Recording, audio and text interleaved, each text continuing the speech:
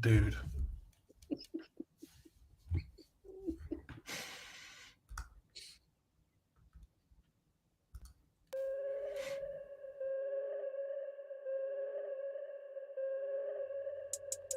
This is Overtime, a live series brought to you by Riglinks and War Room Media, where we talk about basically anything we want. And here are your hosts, Greg Williams and Ryan Ray.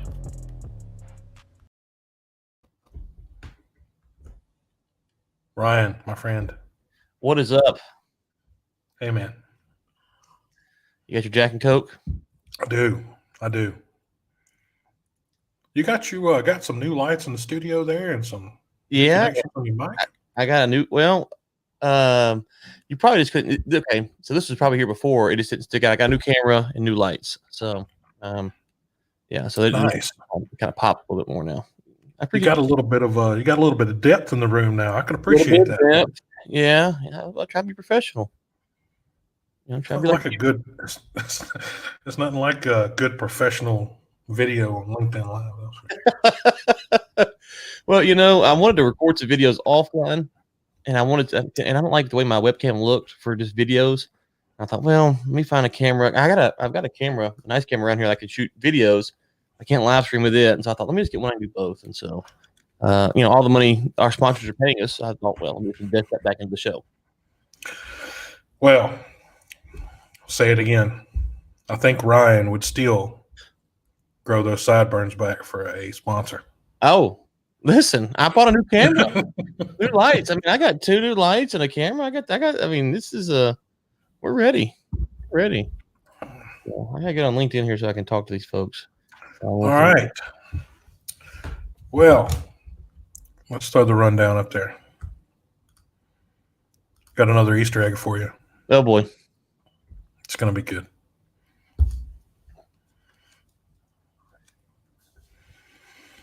All right. I'm excited to talk about oil prices today. I'm excited for the first time since we've done this show. Yeah, that's I was going to take a clip out of the last show there, and where you had said, you know what, I'm just not going to say anything. I think oil's going to be $70 tomorrow, and that way what I was saying before will be correct. But so for our rundown, we'll talk a little bit about oil prices, the OPEC Plus, of course, South Korea and these diesel trains, man. Kind of interested in that. This Antarctic expedition is pretty cold there, Ryan. We're going to talk about why you were detained. Oh boy, I didn't. That wasn't in the rundown you sent me. I'm pretty sure. No, it wasn't. That's an Easter egg. So there you go. Yeah, I was about to say that wasn't in the rundown. So if you share, I'll share. So it's equal. Okay. Equal love. Gender language change. Some Amazon is in the air, and WandaVision. So it'll be a full roundhouse of just about everything in the world. All right. Yeah. My Dude. Entertainment stories. Okay. What's that? My Chinese detainment story. I wasn't prepared. I'm ready. I'll talk about it. It's just funny. You just gonna throw that in there on me. I like that. I like that style. Well, that's we talked about doing it last week, and I was going back across some of the stuff from the last show, and then we tell everyone about the story, and so we got to follow through. I'm man of my word. I'm ready.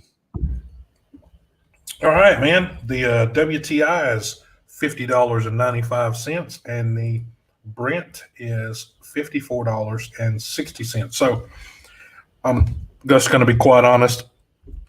After we talked last week, I certainly thought a pricing or a increase in production was coming, and I was sadly wrong.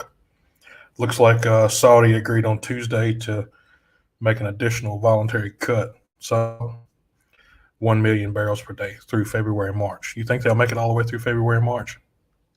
Possibly. They meet monthly, and yeah. If they said they're going to do it, I talked to a guy the other day, and he said that China's orders are already placed through March. So if that's right, then they're not going to be buying any additional. So they've already got their quota set, what they're going to want. And so yeah, I think so. Spencer says I'm full of surprises. Yeah, I know.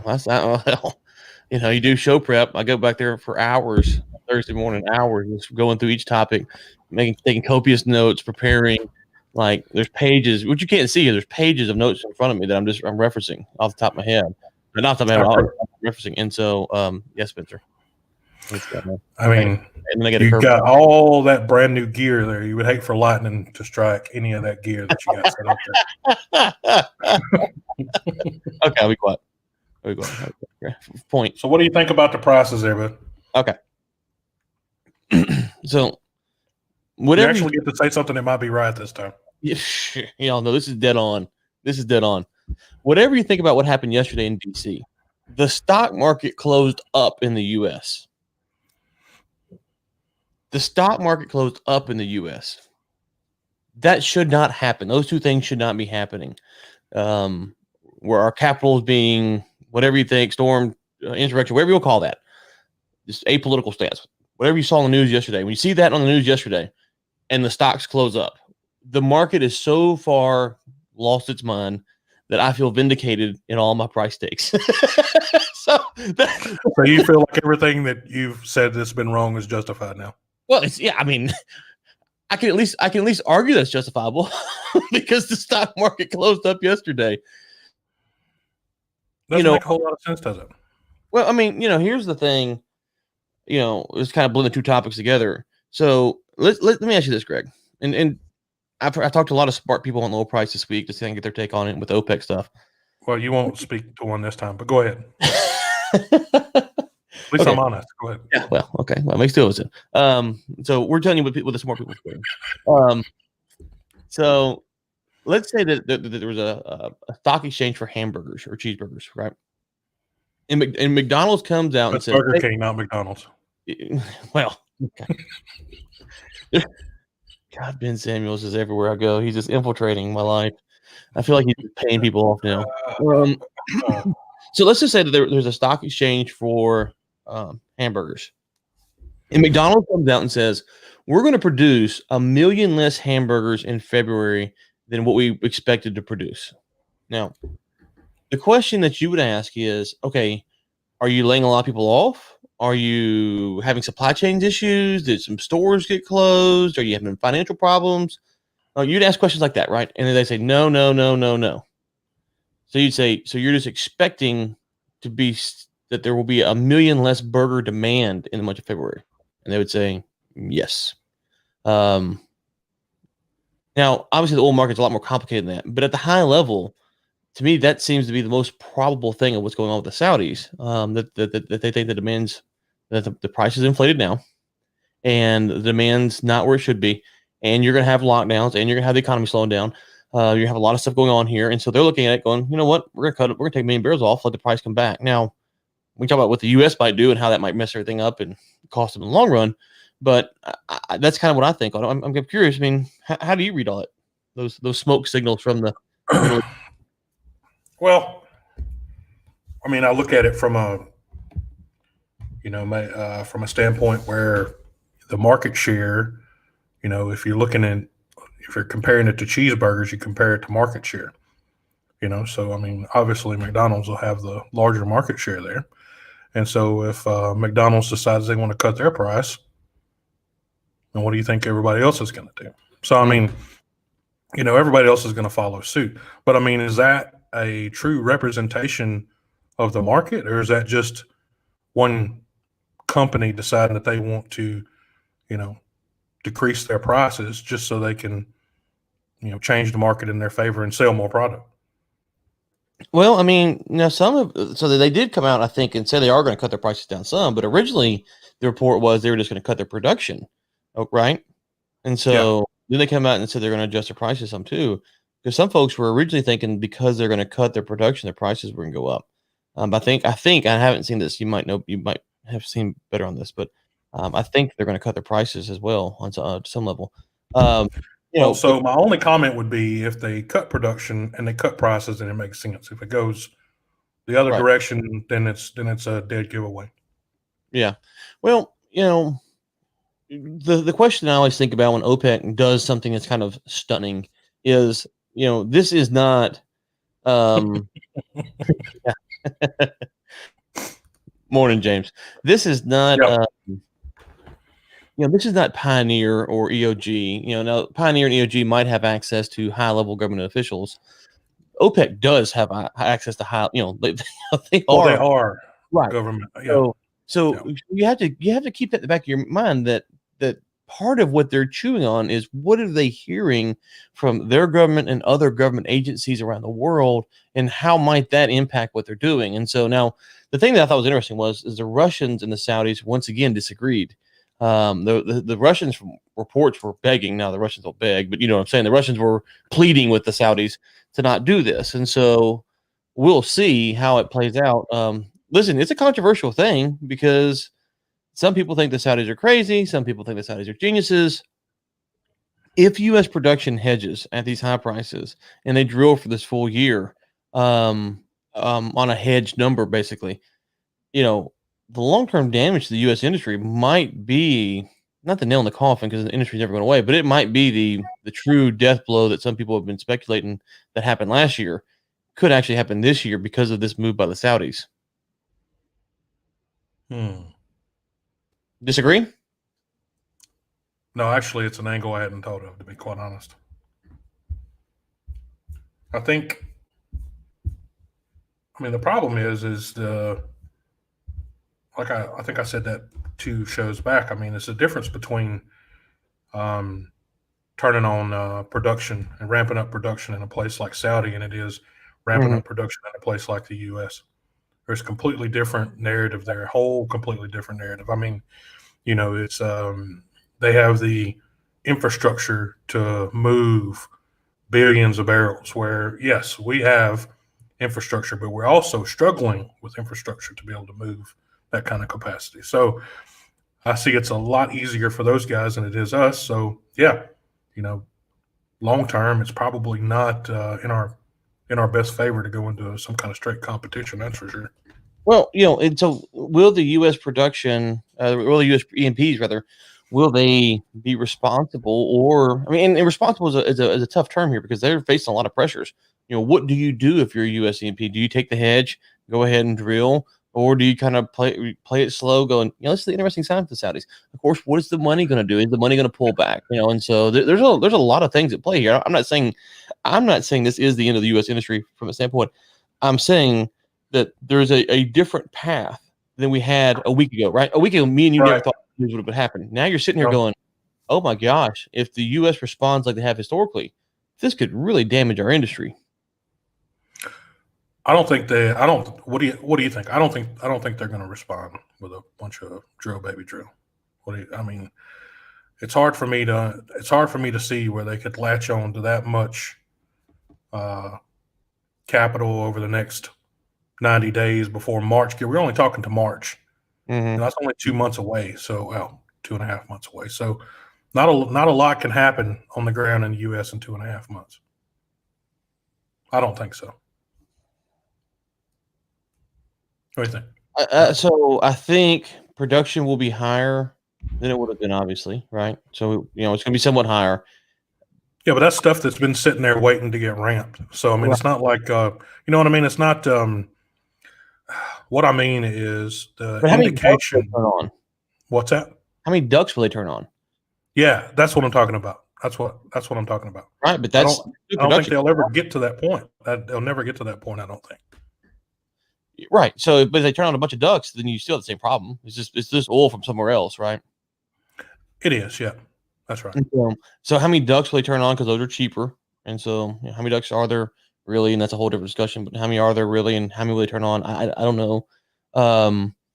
So I do think. Who are they going to sell it to? That's my next question. I'm not buying it. I mean, who the hell are they going to sell it to? Yeah. No, listen. So Venezuela. Right. Yeah, exactly. They need it pretty bad down there, from what I understand. Right. Yeah, they do. So yeah. So let me reset what I'm saying here. I am not saying that 3 months from now we're going to look back on the Saudis cutting and going, well, that's what cost the U.S. oil and gas industry. I'm not saying that at all. I'm saying in 3 months from now we could look back and go, oh my God, what did we do? Right? It's undetermined it's undetermined right now what will happen. We don't know, how many ducks will be turned on, how many, will they add, how many rigs will they add more than what they should. We don't know that stuff. But you can't, as we sit here today on January 7th, you can't ignore what happened. You just don't know the relevance of it. And we will look, as the show goes on, we'll know the relevance of it in the weeks and months to come. But you had to bookmark this as this could be a pivotal moment, or it could be something that was just blip on the radar. And that's the problem when these predictions and stuff, you sit here and go, oh my gosh, da da da. And what I'm saying is, a year from now, we could be looking back going, well, that's, we should have known the writing was on the wall. A year from now, we could go, hey, do you remember when them Saudis cut $1 million? That was crazy. We don't know. We just don't know. I will tell you this. This is not the same as when the Russians and the Saudis had the price war back in March, right? That you knew that was going to be bad. That was disastrous. There was no ifs, ands, or buts about it. This we don't know, but the path that there wasn't a path, this particular path, this was not available for U.S. producers to get out of their skis as bad as it was a week ago. And so now it's here. How will they respond? We don't know. I think they should respond with a bit of tact here and just hold off and see what they're going to do. One would hope. What do you think they're going to do? You think they're going to hold off? Well, I mean, do you think you give it a 50-50 shot? I don't Okay. So if you base it on our past, and that's a dead no. So I mean, they would, they'll ramp up pretty quick. But hopefully, there's a bit of memory there, and people just remember what happened here not very long ago. Yeah, and one of the people comment on the stream I saw. Let's see here. It was Kyo Luto. About the banks. Yeah, and so that's a question that has to be answered. There are a lot of questions, and so that again we'll have to see how it has to go, but it's possible. It's just this was not. A week ago I thought, okay, the price has got to reset. We're gonna have the stuff. Now the Saudis are cutting. Listen, if I'm wrong about the Saudis and it's not a demand issue, that like if the Saudis are wrong about the demand, and I'm wrong about the demand, and the market doesn't have a reset and it stays at 50, then the U.S. shale producers are in a great spot, right? So if the Saudis have miscalculated what the market's going to do and the price stays high for the rest of 2021, then this is a big misstep by the Saudis, and the U.S. producers could capitalize on that and put. I don't know if it could fix all their problems, but it could start to fix some of their problems, or help the pain, if you will. And so we're basically what you're saying, Ryan, is we don't know what the hell we're doing. Yes, that's a good way to put it. Well, me and you, or everyone, or no, you and I are professionals. There's no doubt about where we sit at in this game. So, you want to answer Kyo's question there, or do you want? About the banks not lending money to the oil companies because they lose money. Well, that, and then also the whole environmental movement puts pressure on them as well. Yeah, and I mean, there's I think there's some lukewarm political stuff in play in the United States there, where they're trying to put a bill in place to allow equal funding, but I think it's loosely worded and probably not going to survive, but we'll see. Do you see James comment about Putin? What do you think about that?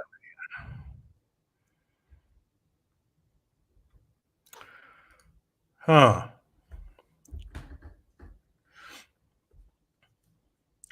I don't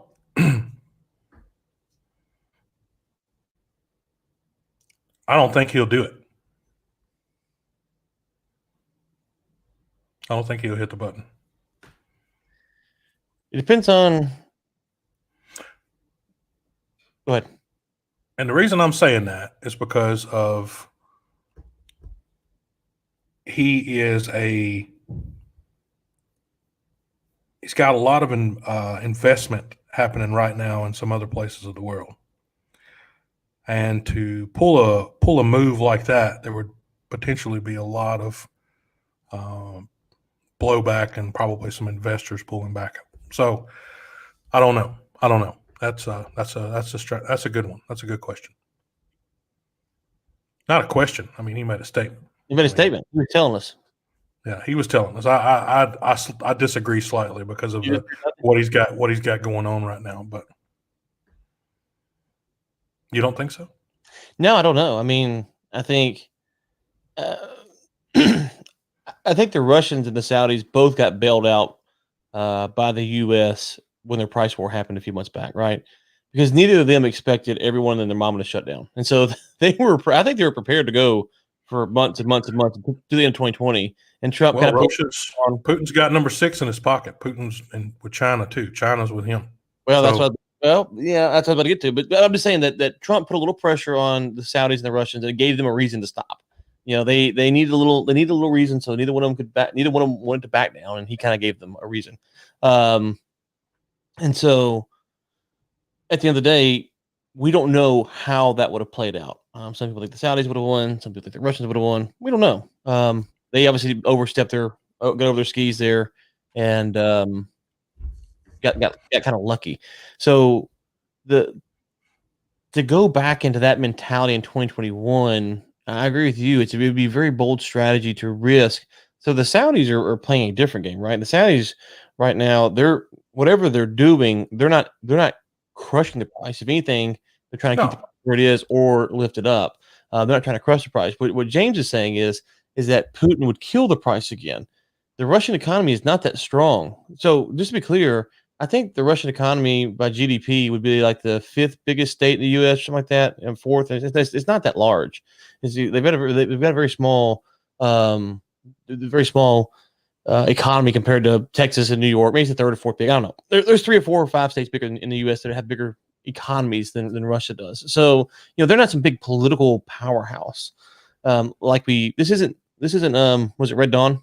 This isn't not a Red Dawn. Yeah, that's it. Red Dawn. Yeah, Red Dawn. It's not Red Dawn or Hunt for October. Those days are over.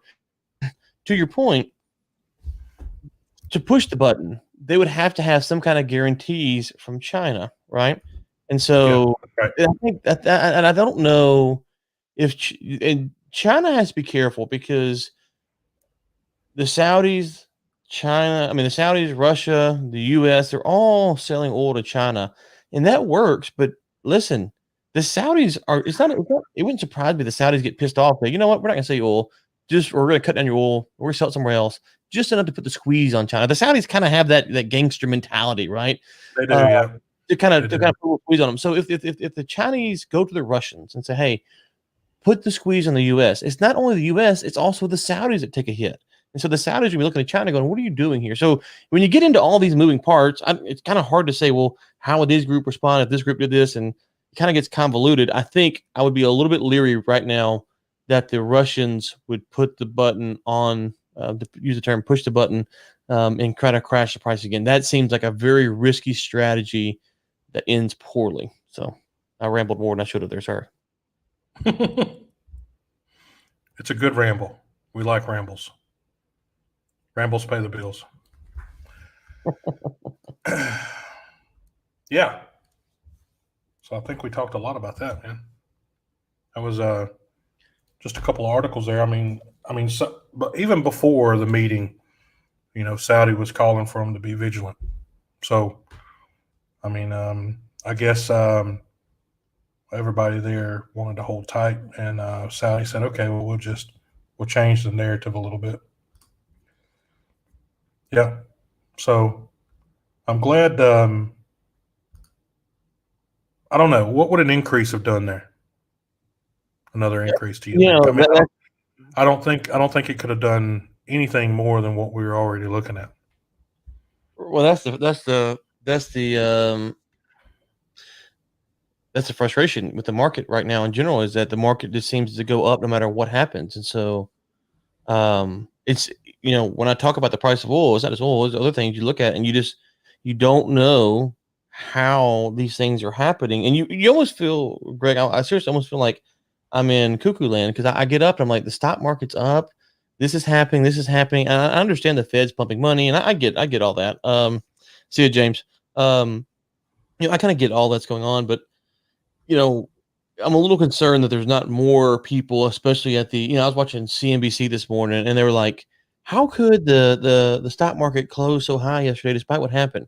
And the guy's like, well, now we know that Biden's going to be president and da-da-da. And there's no doubt about it. I was like, well, that didn't happen until after the stock market closed, right? The stock market closed in the afternoon. They didn't finish them votes until after I went to bed. So that's not even remotely true. When this was going on, I mean, my kids came home from school, we were watching this. There was all kinds of things up there. Now, you didn't feel like they were going to overthrow the electorate or anything like that, but still, that was not actually, that's not actually factually true.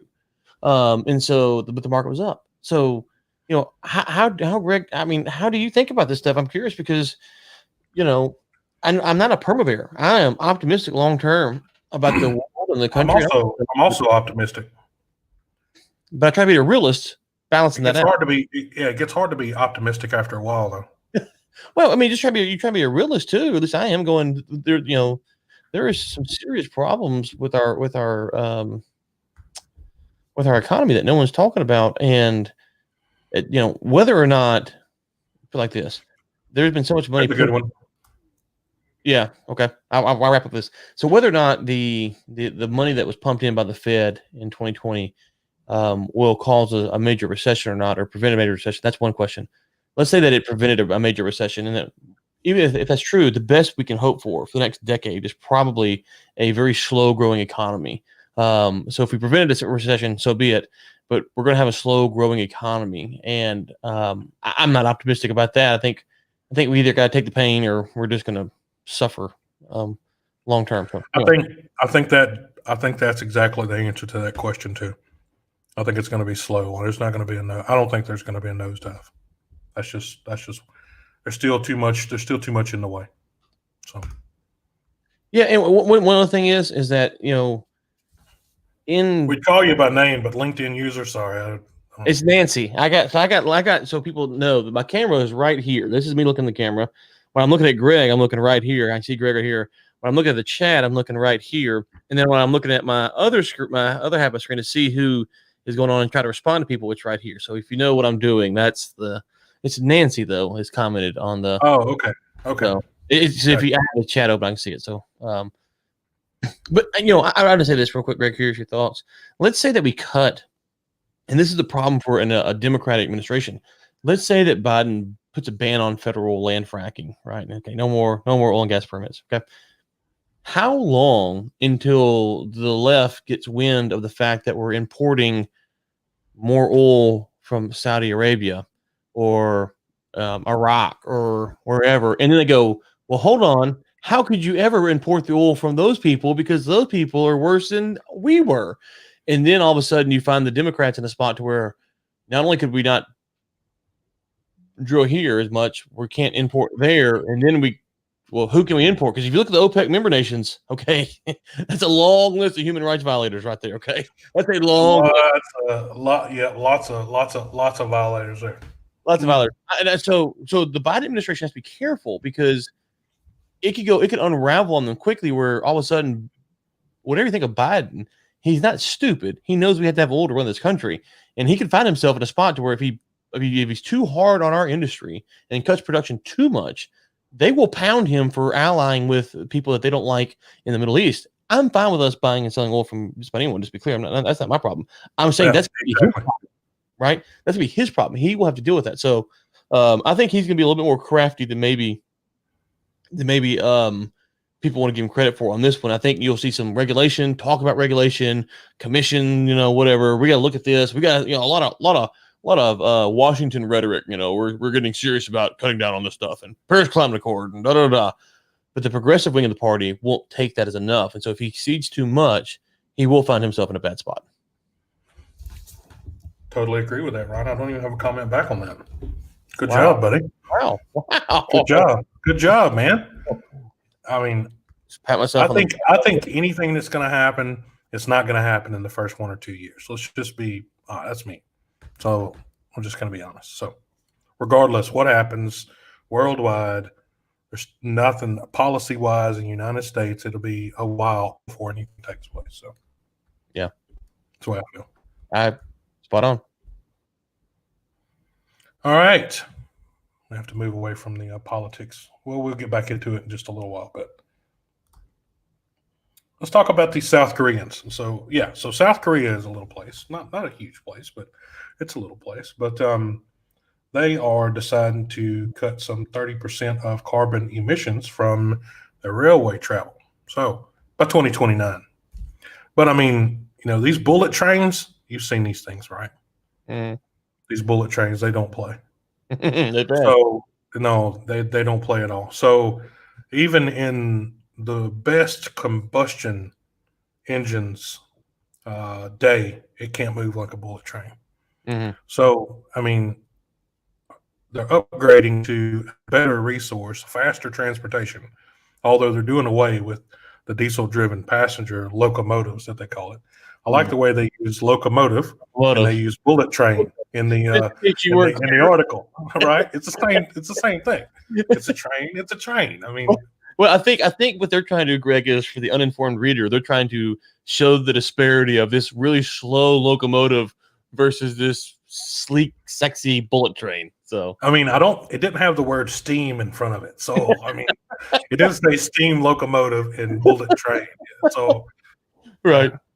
Anyway, I thought it was interesting, and then right after that, they also announced this $1.5 billion investment in this hydrogen fuel cell company. See that? I didn't see that. So the company's name is Plug Power, and they provide hydrogen fuel cell products to the Asian market. So I have a question, Ryan. Oh boy. Do you know anybody personally that uses a hydrogen fuel cell? No, not to my knowledge. Do you? Me either. Yeah. What do you put them in? I read an article the other day. I think it was the New York Times. If anyone knows in the comments, leave a comment about hydrogen fuel cell products, and if there's a market for it, who's buying it? That's what I want to know.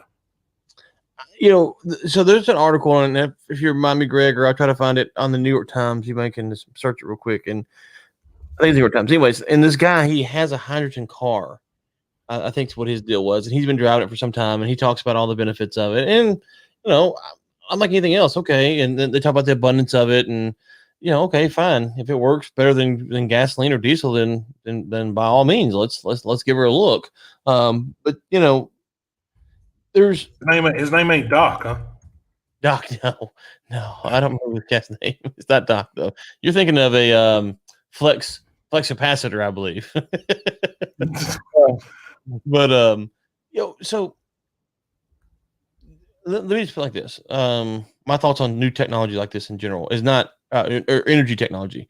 We have the gas station down pretty much to a T, right? The pumps, the diesel, the gas, how it works, the credit card machine. When you start changing those things, and you change the way that we fill up our car, we charge our car. There's this new yeah. There it is. Mark, what's his face? Mark Stritsky. Yeah, Mike. Yeah, so there it is. And so it's not as simple as saying, "Hey, let's switch everything to hydrogen power or electric cars." There's so much work that goes into this technology to adopt it to the masses is one thing. The second thing is like anything else. Greg, you got an iPhone or an Android? Let's see what kind of class you got here. iPhone.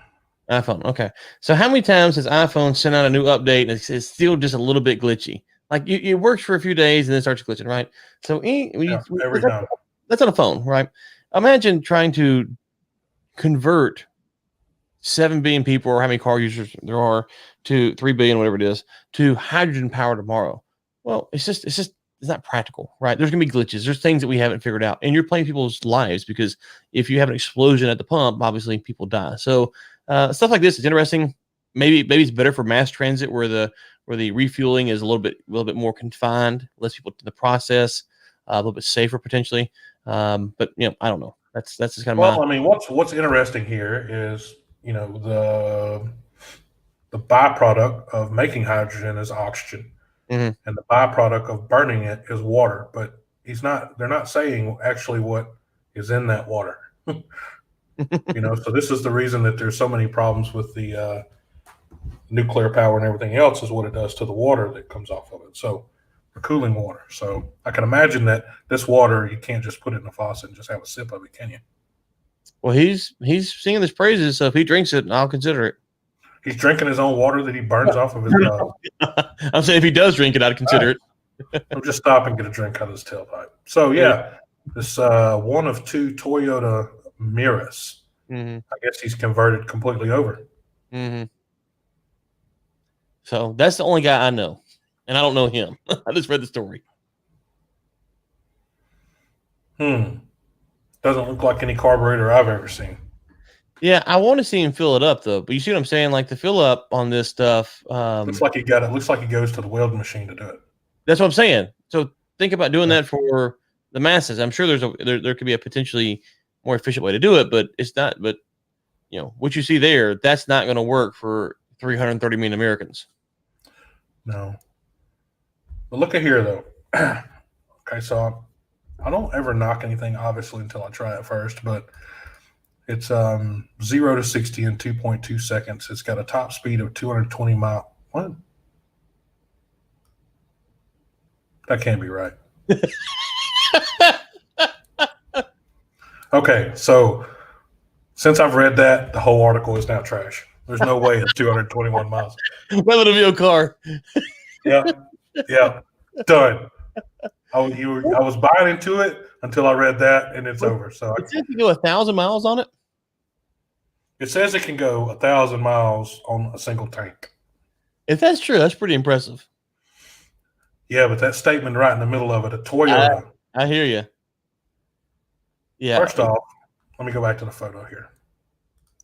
Just zoom in on that a little bit, everybody. Those don't look like Z-rated tires. So yeah. I'm just saying. I think that's got to be some kind of either typo, or I think he meant it can go 221 miles on a tank an hour or something. There's no way there's no way they meant that the way it sounded. Yeah, that or it's they did some kind of calculation and they said, well, we can do this, therefore we can do this, and they've never actually tried it. It's just rated that way. But I agree with you. There's no way that car, if that car is going 220 miles an hour, it's because it got hit by a bullet train and it's on the front end of the wall. Okay. This is bullshit. 221 miles an hour. I don't think Toyota makes anything that goes 221 miles an hour. That could be true. All right. Next up, Ryan, you know where it's cold at? Is it cold where you're at right now? No, it's not today. Well, it's in the 40s, and I'm kind of soft, so for me, that's cold. I admit it. I'm soft. Listen, I admit it. Every year I think maybe we should move up north. Maybe we should go a little bit further north. We're in Texas, a little bit further north, and then the winter comes around and the wind blows, and it's like, oh, I'm just a big softy when it comes to the cold. I envision myself as a man. I got a beard, and got the camo hat on, get the fishing shirt on, and the wind blows. I'm like, all right, I'm going inside. I'm good. Send me a text message. It is cold here, though. Wherever you may be. Antarctica. Okay. Well, tell me about the COVID outbreak down there. Is there one? I don't know anything about a COVID outbreak in Antarctica. Yeah, it finally made its way down there. And it was the only continent. It made its way across the Indian Ocean, did it not? Yeah, it was the only continent without COVID case for a long time. And then finally, it hopped on a plane, I guess, and flew on down there. I still don't understand how it would have made it down there on a plane. I guess a plane. Yeah, somebody's luggage. I guess they ship them down there. I guess. I mean, I guess got a ship. I don't know. There's not a port down there. I don't guess they ship and then chopper them in. There's a port. Not a port, but a place to get off the ship at. But okay. So Indian Oil. The only reason I'm bringing this up is we're talking about some of the kind of dispute going on. Not dispute, but supply chain issues. But with COVID related situations. I'm glad you brought that up. But Indian Oil, of course, they specialize in everything, just like every other oil and gas company in the world. But they took over fueling the MGO, or marine gas oil, for India's 40th Antarctic science mission. So the National Center for Polar and Ocean Research used to procure the specialized fuel and lubricants from international suppliers, basically IOCs, Mm-hmm. but turned to Indian oil for the aviation jet fuel, and they packed it up in bulk, threw it in some barrels, and loaded it onto a Russian ice class ocean-going vessel, which looks healthy in this photo. Yeah. But yeah. So the expedition will commence. Well, it did commence from the Mormugao Port Trust in Goa. Goa is a vacation destination here in India. And on Tuesday, January the 5th, 43 crew members loaded up. They'll head out of or head to Cape Town, where they'll grab 5 more people, and they will return. Head up there 45 days up there, and we'll return with 48 people that have been up there for 15 months. If they've been up there for 15 months, they almost didn't get COVID. If it just got there, they almost missed it. Oh man, have you ever been down there? I have not, but the reason I'm bringing this up is talking about the kind of change in the whole entire chain, the whole entire supply chain between the Eastern Hemisphere and the Western Hemisphere, about who is selling what to who, right? So, I mean, you can no longer reach out to your favorite fuel tanker supplier anymore and just grab the fuel that you want from the vendor that you want. Now it's what's available in the region that you're in is what you're going to get. Mm-hmm. It used to be a pretty wide market there, not anymore. So, well, I would like to go down there. Antarctica? I'm not a fan of the cold, but I tell you what, Mr. Soft, maybe try Alaska first and then go to Antarctica. If you can't make it in Alaska, you'll never make it in there. For what? Listen, I'm a go big or go home kind of guy. Okay, so I'm going to go. And I'm going to freeze to death. I want to freeze to death in Antarctica, not in Alaska. So, well, I'm miserable. I mean, let me put it like this, Greg. Like this. If I'm telling a story and I'm like, God, there's a time I was so cold, I thought I was going to die. I don't know how I was going to make it. And they're like, where were you? I'm like, Juneau, Alaska. Okay, it's over. People are going to be like, people live there, right? You know, like it's over. Okay. But if I say I was on the slopes of the Antarctica, people are going to be like, oh, wow. Okay. So your story, no, you're right. You're right, Ryan. Your story would be escalated. For sure. I'm soft, whether it's Granbury, Texas, Juneau, Alaska, or the Antarctica. My softness doesn't change. My credibility of my softness gets better by the more cold places. So that's all I'm saying. Like I always say the story gets better the further you get away from it. Well, so that too. You're about to find out the China story. you just said I'm soft. It doesn't matter if I'm in Granbury, Texas. It doesn't matter if I'm in Juneau, Alaska. It doesn't matter. just listen. When it comes to cold weather, man, I'm soft. I'm not gonna lie. I'm from the South my whole life. Well, I'll be honest. I had been in some pretty cold spots before. I had, of course, my wife, my beautiful bride. I hope she's listening. But anyway, she's from Newfoundland, so it gets pretty drafty up around that part of the world. You go where they go catch the crabs, deadliest catch. Yeah, there's some deadliest catch up around that way. Okay, right. So I watched that show and I remember thinking I could do that, and I'm not much on lack of sleep, but I can do the lack of sleep. And then you see the spray off of like the 12-degree ocean coming in and getting on them. I'm like, no, I'm good, bro. No, I'm good. I'm good. But you don't pay attention to those rolling tides coming across the deck up to their knees, right? I don't want any of that. It covers up the whole crab trap and they can't even see it. Yeah, so, I don't want any of that. I don't want any. That's too cold. Too cold. But been obviously a few years ago, 5, 6, 7, 8 years ago, whatever it is now. But I first, of course, I'm from Manny, Louisiana, very small town. our amount of snow ends up in a coffee cup by lunchtime and it's gone.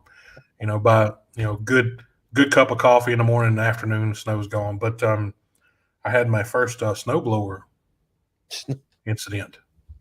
Not many. And so, I mean, being mechanically inclined, I like small engines. I've been working on small engines my whole life.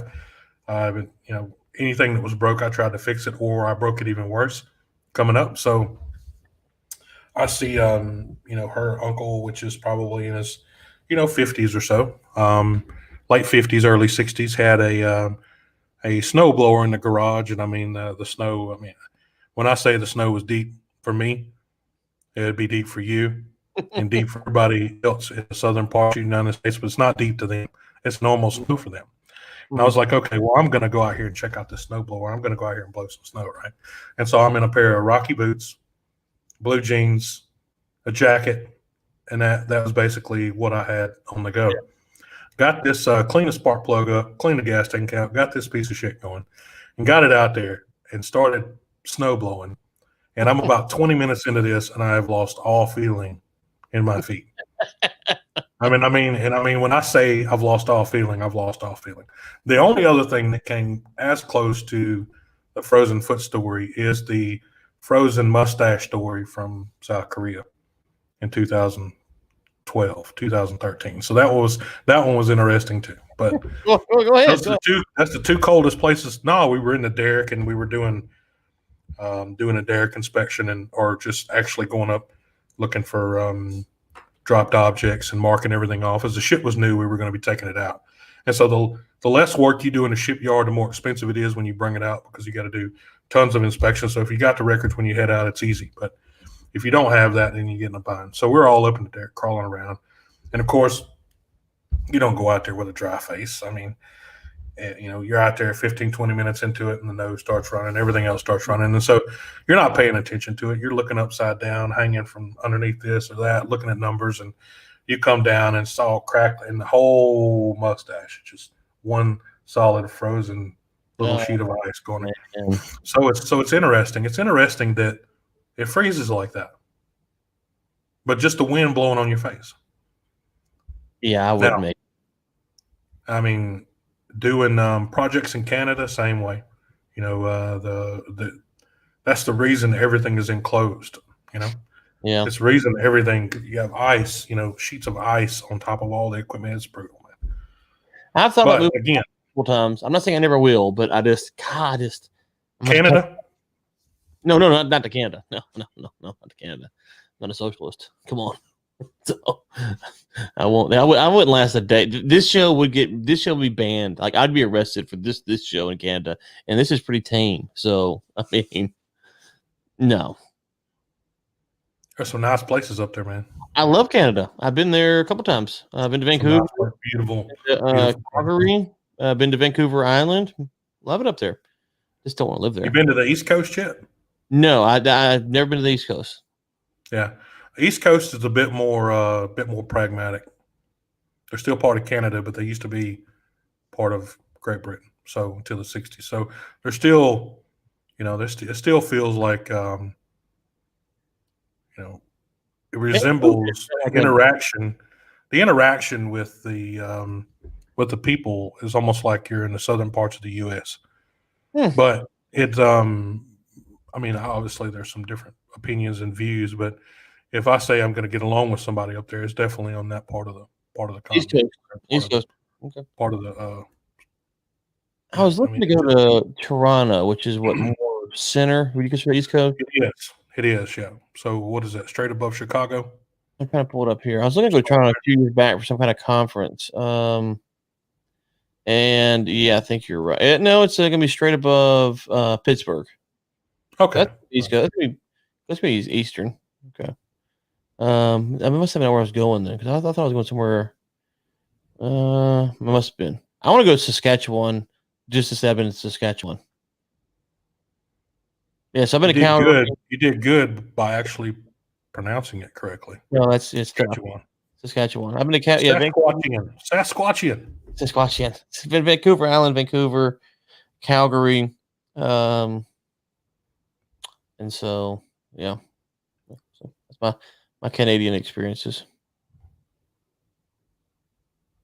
Beautiful, beautiful country up there. The whole Burin Peninsula, between Terra Nova, all around Terra Nova and St. John's, across that way, north and south. It's just beautiful country. You know, when I was on my trip earlier this year across the country, I was going to go to Canada, but then I realized I might not be able to get back in the U.S. or might have to quarantine because of the COVID stuff. So otherwise, I would have crossed over around Buffalo area somewhere. Let me see here. Let's see if I can pull this up real quick. I think I may have dropped it off the list for some reason. We're going to get in trouble here with this one, I think. Oh.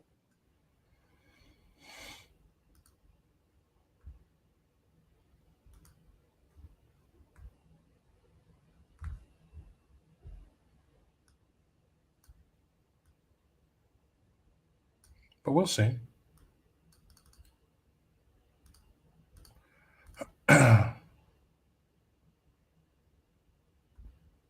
Maybe if the... Here we go. All right, we're going to move over here about this new proposal in House of Representatives could eliminate gendered language from its rules. House Minority Leader Kevin McCarthy called the proposal stupid. Ryan, what do you think? Seem like it's a lot of money to change some rules. I don't even understand anymore. I don't even understand, Greg. It's like, what are we doing? What are we doing? I just don't even. I don't know. Why would you remove them? Why would you remove them and not just add to it? That's my question. To make it fair across the board.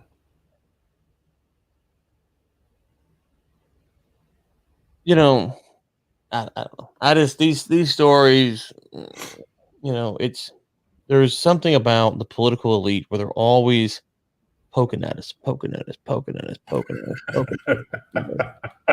like a science project. It is. They're just all. What happens if I say this to them? What do you think they'll do? I swear. And then, you know, it's just like, good Lord, people, just shut up.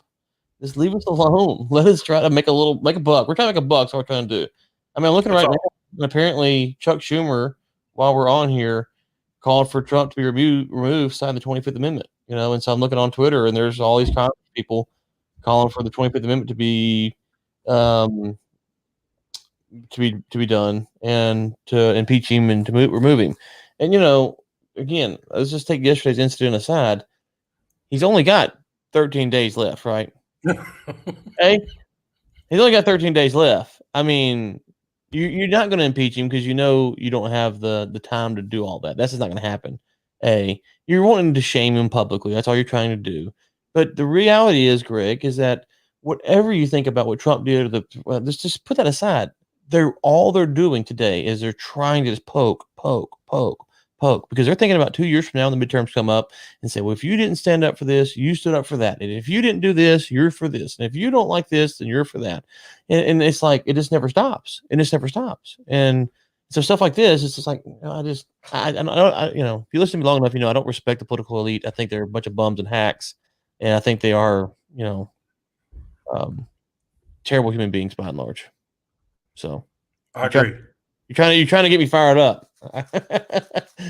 Greg's trying to get me fired up. It don't take much on that topic. We'll get off of that topic then. And we'll talk about, before we start talking about this one here, Ryan, it's time to tell us about your detainment in China. Detainee story. All right, we'll buckle up. So you said you were soft because there's no way it's going to be that good. But anyway, no, I'm cold weather soft. I'm not a soft. I'm not soft. You're a gangster then. I'm not soft. Purely speaking, you want these hands? We can get these hands out. I ain't soft like that. I'm saying now, if you want to fight in the cold, If you want to fight in the cold, I'm out. Okay, but it's like kind of Oh, you managed fighters. You didn't actually fight. That's what you did. So, yeah, that's true. That's true. That's true. But throw I'm just some hands. if you want to throw hands and it's Did you 20, throw hands in China? huh? No. It's too cold. Too cold when I went. I'm just saying, yeah. So if you want to throw hands, it's 20 degrees. You got me. I'm not going outside. Like I'm scared. It's just too cold, right? You want to throw hands when it's 80 degrees. I'm ready to go. But 20 degrees, it's not worth it. Big jacket, all that. So, all right. So I'm like any other man. I carry a pocket knife with me, right? You carry a pocket knife. You want to shoot, right? I'm shooting, right, Greg? Oh. You don't carry a pocket knife with you? The reason being, the company that I used to work for, and there's a lot of people that will probably watch this later on if they're not watching it right now. In 1999 or 2000, the company we were working for at the time banned knives all the way across the board. And so once you do so many hitches without being able to have that knife in your pocket, to me, I just forgot about doing one. So okay, so you were. I will cut your ass to death with some fingernail clippers though. Little nail file. Okay, you would be carrying a knife except for the man's holding you down. That's fine. Exactly, the man's holding me. When I travel, I always have a pocket knife with me, plane, boat, wherever, and I usually just put it in my check luggage because you can't go through security, right? So fly to Beijing, have it in my check luggage, get out of the Beijing airport, go to the hotel, pocket knife, put in pocket. I'm ready to go. We're in Beijing for a few days. We hop on a train to go from Beijing to Binhai. And these train stations, for people who don't know, in China, at least, when you walk in, they put you through the x-ray immediately. Like you walk in the door, it's x-ray machine right there. And so my knife was in my bag. I'd never been on one of these trains before. I didn't know what to expect. So my knife was in my bag. And I go through and I look at the little booth for the guy who's watching the screen. And he's over there going. So I point to the guy. Yeah, I point to the guys on the trip. We all start kind of laughing, like he's falling asleep. Get my stuff, get on the train, and we go to Binhai. Then we're leaving Binhai, I believe, going to Shozhou or Shanghai, wherever we went next. Anyways, and we're walking in, and one of the guys, the kind of leader that was not our tour guide, but the guy that was kind of taking us to China, if you will, he's like, "Hey, where's your knife at? Put it in your bag." So I took it out, put it back, go through security.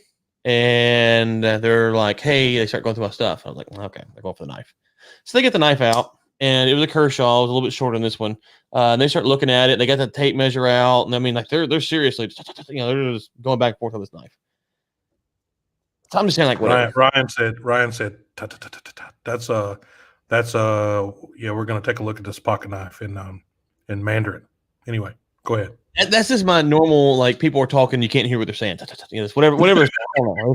That's universal. It could be American, it could be Chinese. It doesn't matter. It's just you're just talking. I can't know what you're saying. They're just talking. And so, so you have to understand who's with this is I am on a media trip. So there's a writer from Forbes, a writer from the Houston Chronicle, a writer for foreign paper, and then there's the host who's taking us around. He's not a host, but the guy who set up the trip, taking us around. And then there's a member. There's two Chinese nationals. One used to work in the Chinese embassy in the U.S., and the other one, I don't know what her background was, but I don't think she was high ranking as he was. Anyways, so finally they come over, and all this is through translator, remember? And they're like, is this your knife? He has my knife. Like we got to take it from you. I'm like, why? And I'd put it in my a bag I was just carrying with my hand, not my check bag. Right. And they said, you can't have this knife. Da, da, da. I said, well, I'll put it in the big bag. Would that be okay? And they said, no, it won't be okay. You can't have the knife. I said, please, try to beg. No. Okay. So we go down. So again, you walk in, you get scanned, go down to the end, and you turn back around. You go through, get your passport and your ticket and all that stuff checked. So we go do that, and we go stand in the main portion of the train station.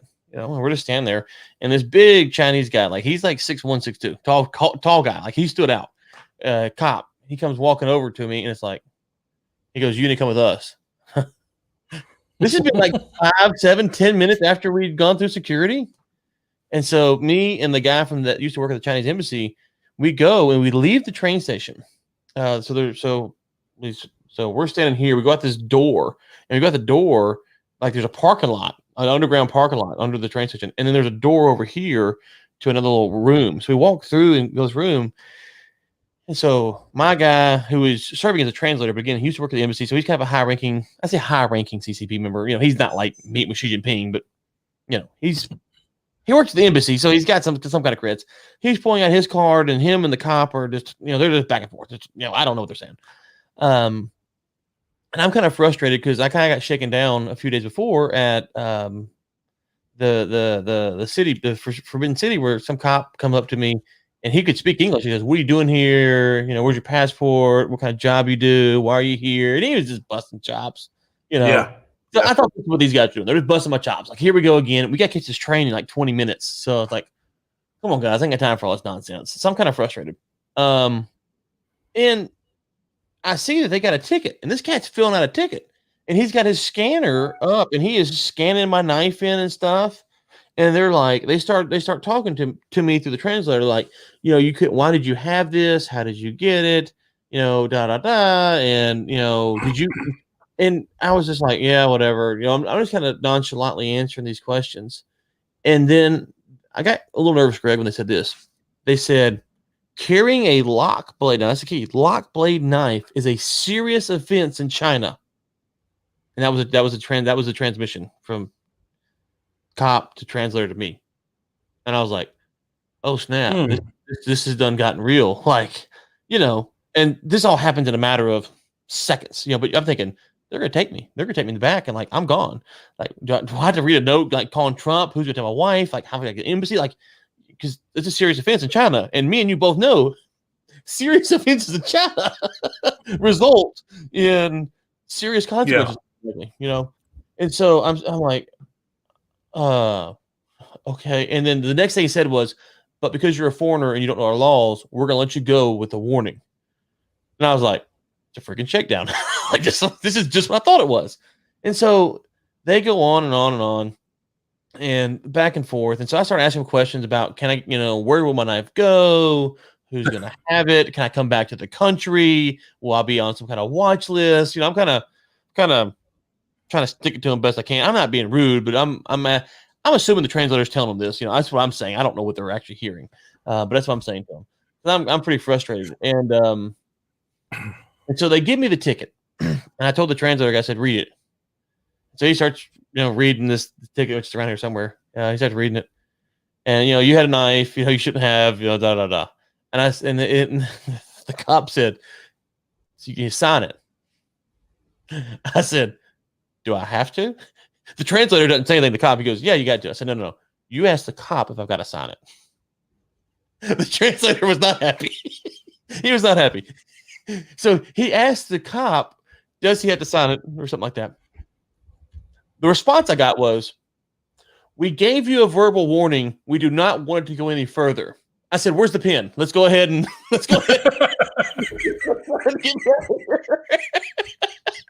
I was done. Message received, loud and clear. I have pushed this as far as I can. Let me go. I'm not going to get anything else out of this. No. When they said that you had that they didn't want to go any further, I thought, yep, me either. Let me just get the heck out of this place. So I ended up. So your Kershaw was in the pocket of someone in China. Yeah. Well, the irony of ironies is, you know, if you look at these Kershaws,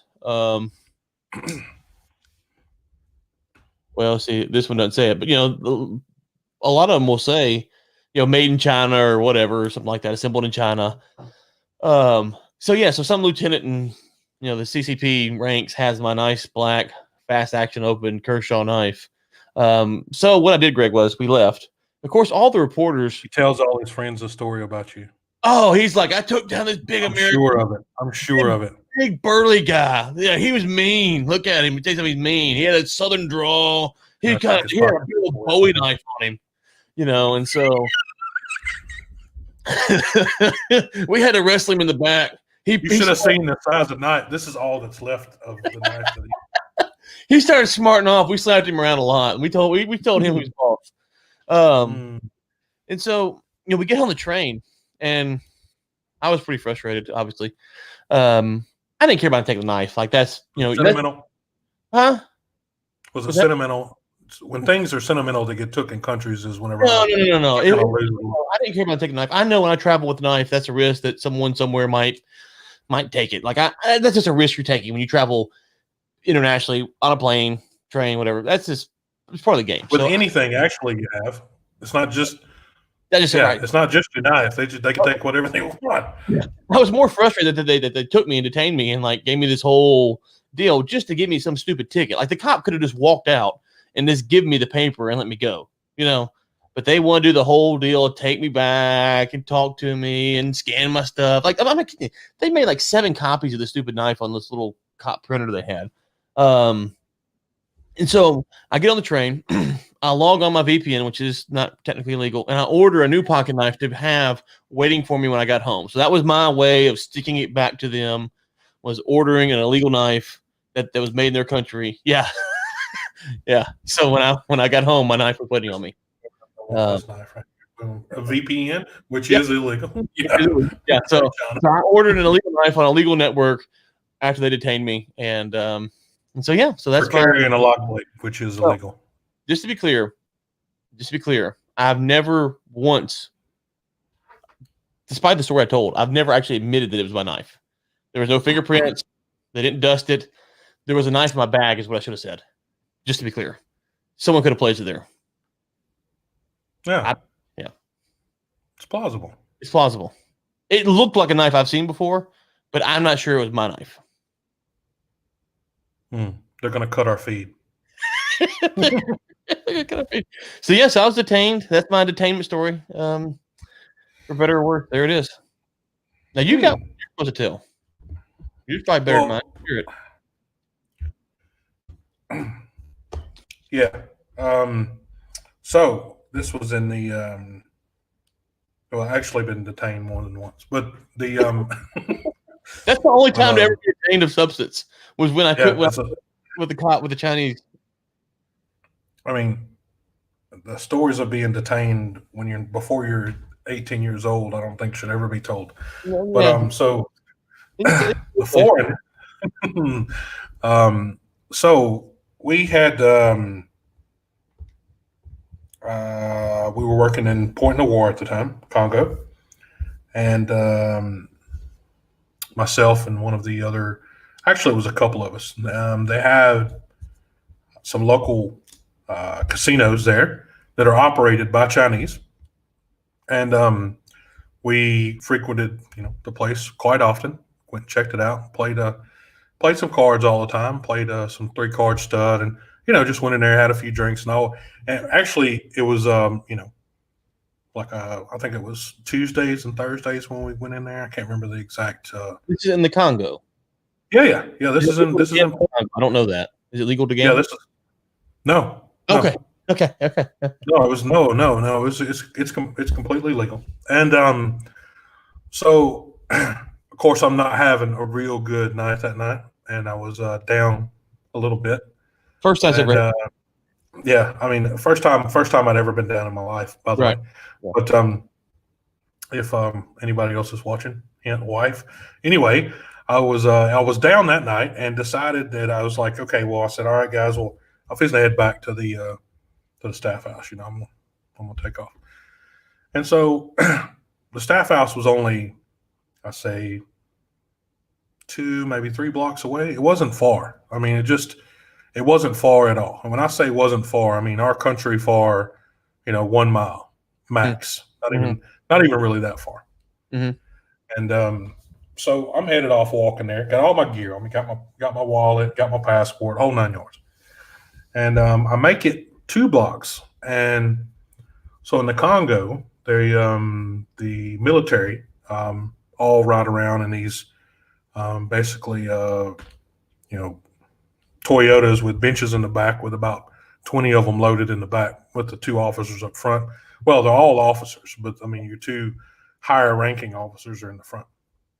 And as I was getting ready to cross one of the intersections, a full way there, and I could see the lights of the staff house not even a block away. I mean, it was just right there.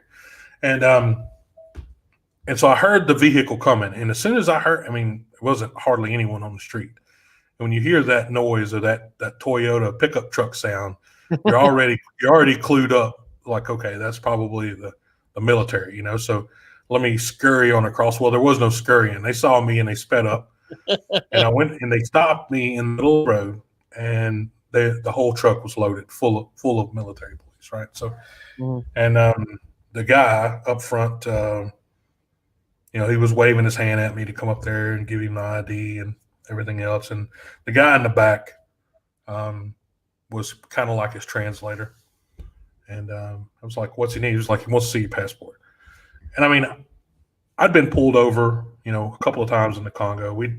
I've had to pay a couple of tickets in Point Noir before and things like that. I mean, so I had dealt with, the guys before. But I mean, they're always out for, unfortunately, for a little bit of cash from time to time. So I mean, they all are. Everybody is. So they just do it legally in the U.S. by busting you for going 3 miles over the speed limit.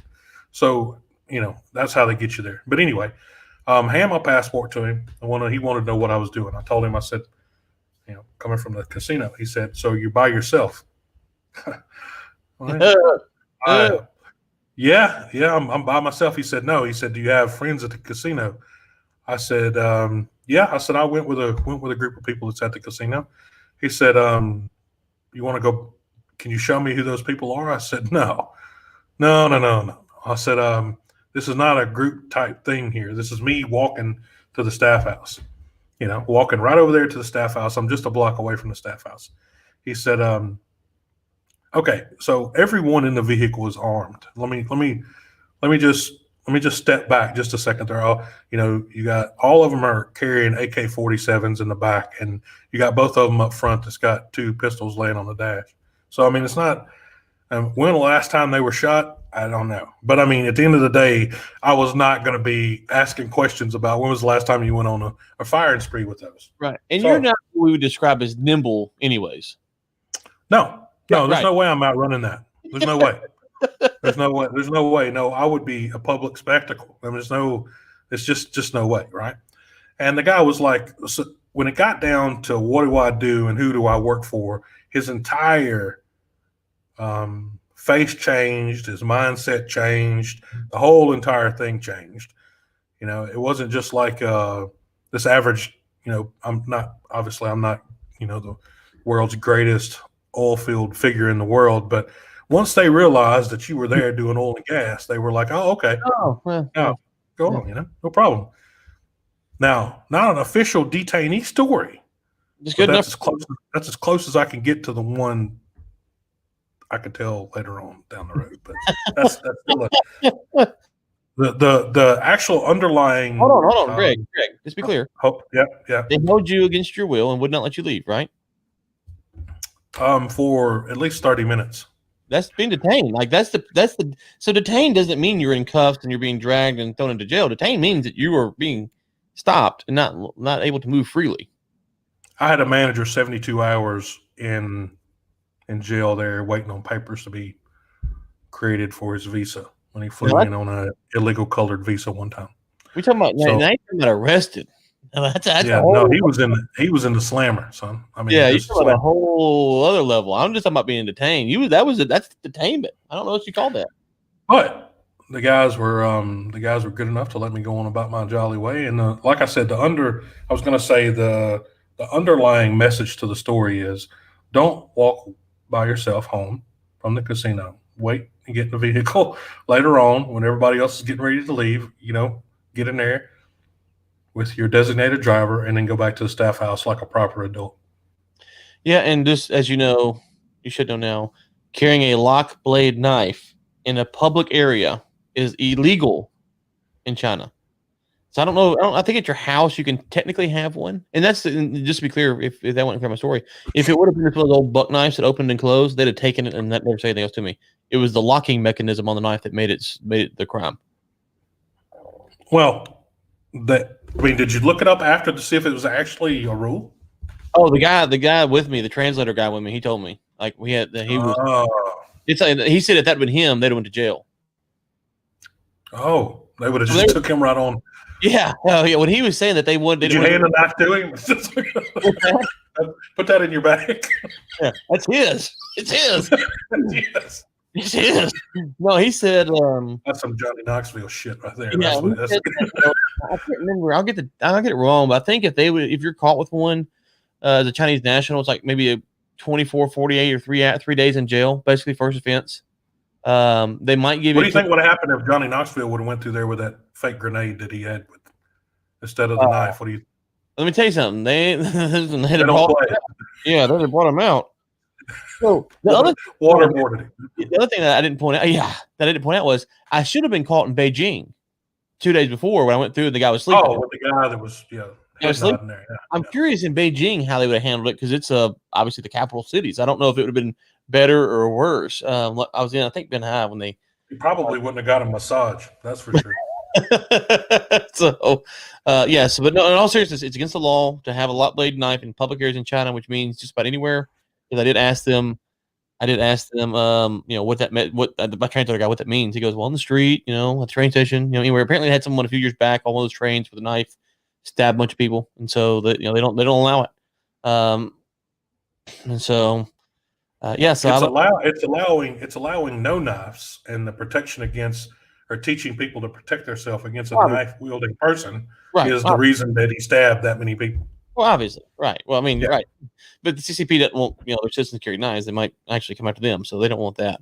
But yes, no, I agree with you 100%. All right. Interesting detainee story, man. Pocket knife. Never would have thought about that, man. I had a nail clipper set that almost got taken. My mom passed away in 2010. God rest her soul. One of her last gifts she gave me over Christmas was a nail clipper set, which was in this black leather case, and I just about went toe to toe in Cabone over that case. It was like, yeah, you're not getting that one, guys. There might be a lot of things in here that you want, but you're not getting this one here. So, yeah. So, I mean, it's about how far you want to go with it. And then if you dig around and find a 50 or 20, something in your bag, just pass it over. Typically, Yeah. Well, in our deal, I was more, we had like 20 minutes to catch a train. And so I thought, okay, I'm going to miss a stupid train and they're going to just yak my head off about all this nonsense. And the only 2 times that, when they told me, carrying a knife is a serious offense in China, I thought, oh, good Lord, they're going to do something here. Like this is going to be bad. And then, as I told you, once the next thing was, you don't know, we'll let you go. And then when I asked them about, do I have to sign it? And they said, we don't want to go any further. Other than those 2 points, I was more frustrated because here the whole trip are the guys that are with me going to have to miss the train. We're on this whole media tour. You felt like a burden there then too. Well, you're a burden, but you also know that if they catch wind that we're media members, they might hype it up a little bit more than they have to. Yeah. Guys with the Chronicle, these are legit journalists. I'm not. So they're legit journalists with legit publications, and so, they all. Another thing which is funny. So I'm a libertarian. I mean, have you posed as a legit correspondent before? Never on purpose. So never on purpose. I try not to be the enemy of the people. I'm not a professional at shit. When they called and invite me on this media trip, I'm like, what I do, right? Like, I'm not a journalist, not at all. And so, but it was funny because they were all more left-leaning folk on the trip, and I'm a libertarian, and so we had some very interesting conversations. And I think they all kind of appreciate the fact that the libertarian was the one getting detained in China because we were all standing in our group. And one of them. What was this? Some. Yeah, I think they were all. Matter of fact, so one of them lives in DC, and we had lunch when I was there, and we have a good relationship now, and he the story came up, and he goes, yeah, we were all sitting there just like, yep, that's what he gets. That's what he deserves. Because here I am hunting, fishing, knife carrying redneck, uncivilized to these guys. And, they're all prim and proper and big J journalists. Uncivilized. Yeah, uncivilized. I'm soft though. I can't believe LinkedIn gave us live. They won't get me, so you're doing something right. So I saw this with Amazon buying out these jets from Delta and WestJet, Ryan. What's up with that? You think? I saw that too. Looks like they're having a fire sale, man. You think that so? I mean, it's all from the COVID wrecking ball. Right. So I mean, I guess the thing What a better time in the world to pick up a fleet of jets right now. There would never be another time Oh yeah. since we started flying in the air to pick up planes. Now is it? So, do you think this is going to put a hurt on like FedEx and UPS and stuff? Their ability to. I think it's going to take. I think it's going to. If they do put a hurt on them, it's going to take them a little while. But I mean, 10, 11 jets ain't going to do anything to hurt UPS and FedEx. No. Nothing. Well, how much? Let me ask you this: how much of UPS's and FedEx business is delivery? Not delivery, obviously. Amazon delivery.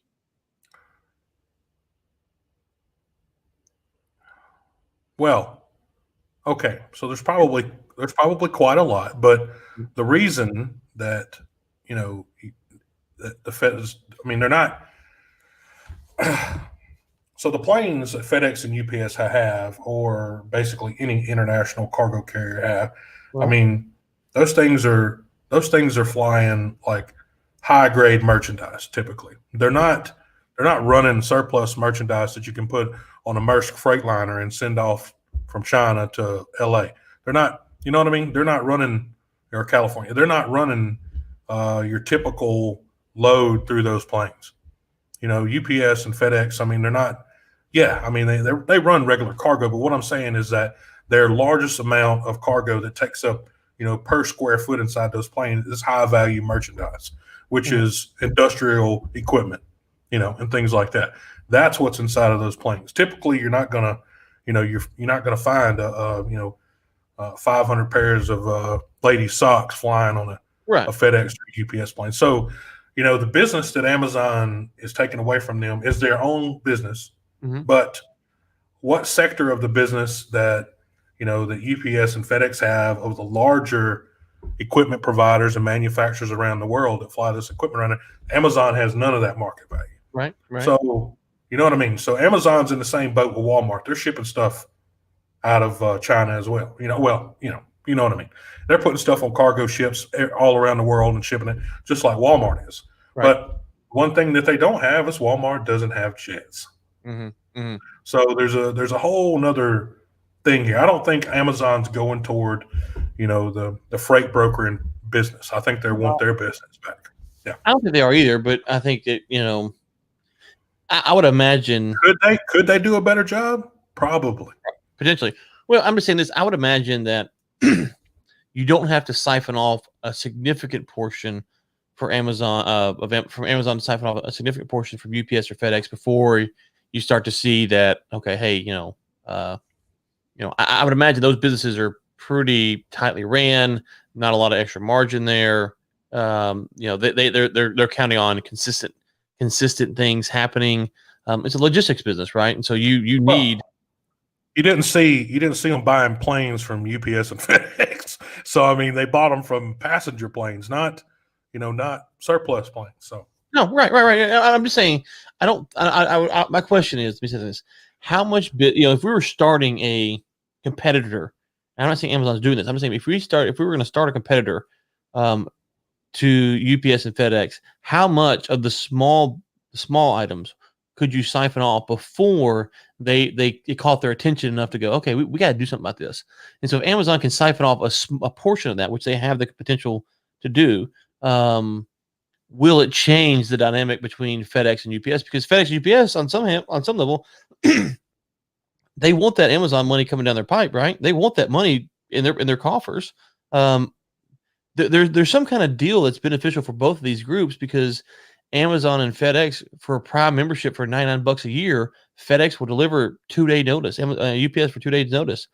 There's no way they're making money on that. So it's beneficial for these logistics, the FedEx, UPS to do this with Amazon. So if they start taking that away, they've got their Amazon trucks, they have the planes. I don't know. It just seems like you could take away a little bit and it would have some impact on these guys, but maybe not. Well, I mean, you got to think about how fast they can turn one of them around. So, if they're doing long haul flights, 10, 12 hours, they're turning around, they're doing 2 flights every 24 hours, one going and one coming. Mhm. They got 10 jets, so that gives them 5 or 4 and a quarter, 5 flights, 6 flights. But anyway, they're not moving the goods that it looks like they're moving with 11 planes. Well, okay, let me ask you this: Is it You know what I mean? right? No, I'm not disputing that. My question is: Are these 11 planes that go back and forth to China, or are these 11 planes that go back and forth from Dallas Fort Worth to Atlanta, Dallas to Seattle, Seattle to Los Angeles, Detroit to New York? Like, because that's different altogether. Which of those is it? By the looks of the plane, it looks like international flights. Okay, so you think it's only international stuff? It's all speculation, but I Okay, mean, no, I understand.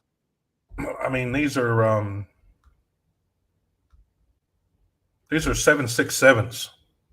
Okay, So I mean, in 300s. So I mean, those are pretty hefty sized planes. And I say hefty, I mean, I think yeah. I don't know right off the top of my head, but they were all passengers being converted to cargo planes now. Mhm, So mhm. I mean, they're not belugas or anything. I mean, they're not the big boys, but I mean, still, you know, Okay, well, if they're doing for the international stuff, I thought it was for the domestics, the moving the domestic product around. But you're saying for the international stuff. Okay, then I think it is. I mean, if I guess if you put all the factors together, if you're talking about fuel, if you're talking about the cost of planes, obviously they'll amortize that over however many years. mhm. But if you're talking about the fuel, you're talking about the cost of the planes. You're talking about how much more or how much faster they could potentially deliver product versus putting it in, a standard transit mechanism that they would use in the United States, whether it's trains, trucks, or whatever. I mean, why would it wouldn't seem economical to only use them domestically is what I mean. Yeah, you're probably right. I think about that. You're probably right. I think that you would I think your long haul stuff and taking stuff off your from different places is probably or different places and internationally is probably the best bet. I mean, maybe they got it split. I don't know, but it's just interesting. No, I do agree. We'll see, but you're probably right. I wasn't thinking about the international stuff. That's probably what it is. Amazon declined to say how much it paid for the planes, but I bet it had to been. I mean, I never flew WestJet, but I did fly Delta, Mm. and I mean, I could see Delta selling some planes just to get some off their back. I mean, I don't think there was anything underhanded there for sure. No, But they're also probably not new 767s either. no. They're probably 10, 12 years old. Right, exactly. WandaVision. So they say the first episode will be out January the 15th, Ryan. So that's a little over a week away. What's your thoughts here? I got so burnt out on the Marvel stuff. I don't know. Maybe it'll suck me back in, maybe not. I didn't like I did not like Endgame, or I thought Endgame was okay. What was the one before that? Infinity War. Yeah. I wasn't a big fan of those two. Just for the record, I thought Endgame was pretty good. I thought it was well put together. But I like the battle at the end is pretty awesome when he's standing there and all the people come through the circles and stuff. That's kind of a climactic scene there. But in Infinity War, you start off with Thanos, who is beating up the Hulk and he's doing all this stuff, and you're like, okay, here we go. We've got a legit. He snaps Loki's neck. We got a legit big bad. Like this guy, he's ready to up. Yeah, and then a few minutes later, I hadn't seen the movie so long. And then you have, I think it's when Wanda and Vision are being attacked. We think, how does it play out? I think that's the scene that's kind of like, oh, they have a chance to kill them and they don't. And I don't remember. And it goes from, okay, these guys are going to kill people to these guys are a typical Marvel big bad, which is not really that bad. Like Ultron, he wasn't like, Ultron wasn't really that bad of a villain. Like he's pretty soft, like, you know. So I don't know. I like some of the early Marvel stuff, the later Marvel stuff. Wasn't the biggest fan of, but I might check this out. Are you gonna watch it? I am. Now, is this Why? Because I have a Disney Plus subscription. That's why. I do too. You could watch Clone Wars. Just saying. Yeah. Well. Just I mean, just saying. It's there. Yeah, I know. And yeah, you could have watched Wonder Woman 84 too. So I've heard from like multiple people that's a terrible movie. So it's.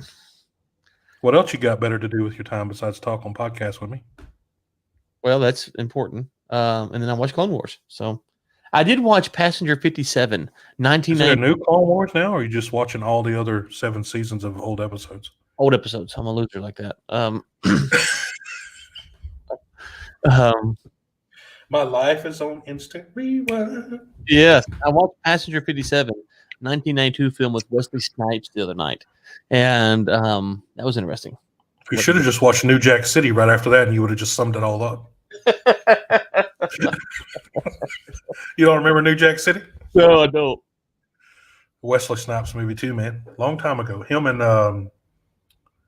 Ice Cube. Not Ice. Yeah, Ice Cube. No. Yeah, maybe it wasn't Ice Cube. No. It was none of one of those famous rappers this time. I'll check it So out. I'm interested in it. I actually like both characters. I'm going to see how it plays out. I mean, I guess I'll leave you a short paragraph about it in the next show. Well, won't be the next show. It'll be the show after that. Okay, I'll watch it the first episode just so you won't pound me too hard. I don't know if I'll watch it by the time the show comes out. I don't know if I'll do the show, but I'll watch it. Look, this is what it says. One of a kind project, Ryan. Oh, like yeah. us. One of a kind. One of a kind. One of a kind, just like us. 2 guys who've been detained on 2 different continents. You don't get that every show. Hey, I got a question for you. Yeah. How many continents have you caught fish on?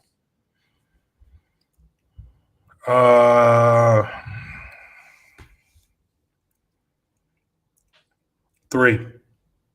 Usually, when I'm in company, I've caught the most fish on the most continents, but I figured you'd have me beat. I've got 2. Most people have 1. Well, if you consider Tenerife, Spain, no, not Spain. Well, yeah, maybe 4. Yeah, but anyway, I figured you'd have me beat. You know, most people, are one continent folks, but I'm, me and you were elitists. We're multiple continent fish catchers. I wanted to catch one in China, and they wouldn't let me. Catch one where? In China. In Shanghai. In China. Well, are you going to catch one out of the water fountain or what? Yeah, well, there were some koi's there. I was caught those. I was joking around. Here. Bring me the ball. Yeah, after being detained, I wasn't going to risk it anymore. So I was just reach in there, grab a koi, and put it in your bag. And go.